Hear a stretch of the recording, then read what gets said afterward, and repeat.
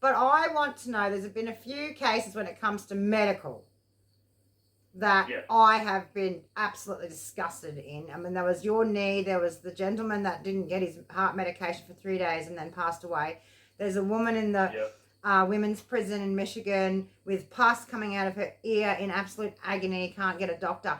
Did that sort of thing happen before COVID? Was it worse, the same? Because some of the things I'm hearing, it's absolutely disgusting. Did that happen before COVID?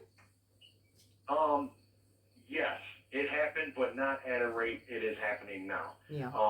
The medical staff have become complacent with their lack of duties. They actually don't order medication on time anymore. They make every excuse in the world not to do their job. You put in a medical kite now, say you're having a serious reaction to something. They won't see you for 30 days. 30 days. And yes. And so, because since you are in Australia, and that's all you see is on the internet and on our world news, how great the United States is with giving health care to illegal immigrants, people who sneak into the country, people who, doing everything, of committing crimes. But citizens, actual U.S. citizens inside the prison system, do not get proper medical care. Yeah. I just wondered because some of the things I've been hearing, it's just, I won't get started because I will rant. What?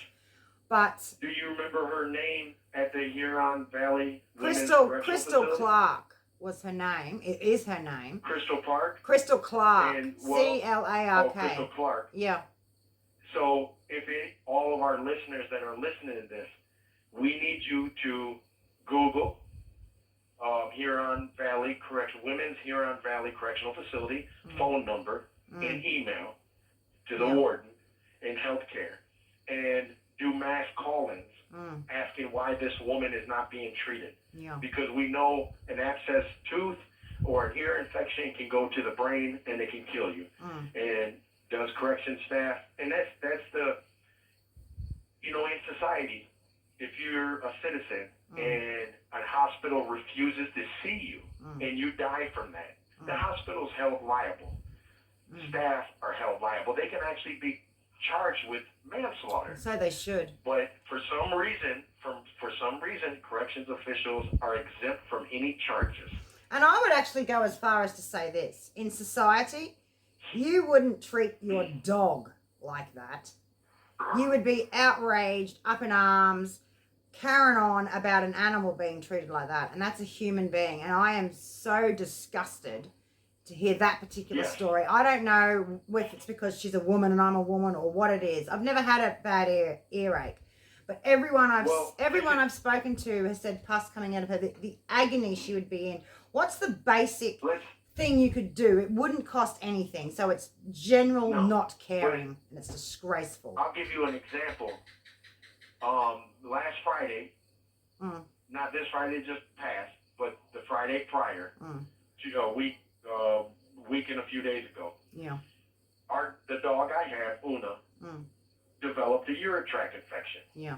So we collected a urine sample, and on Monday morning, we gave it to staff. They sent it to the leader dog for the blind facility. They analyzed it and had some type of antibiotic. I can't remember the name, proxicillin or some cillin. Monday afternoon. And let's say a man gets a urine tract infection or a kidney infection. He would not be seen for 30 days. So they actually treated that dog better.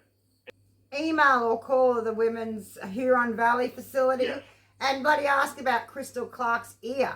Can only Americans do that? Oh, anyone, anywhere. Yeah. Anyone. Yes, call and ask about Krystal Clark's, why she's not receiving medical attention at the Women's Facility. Basic ear wick to relieve pressure. Even just basic pretend to care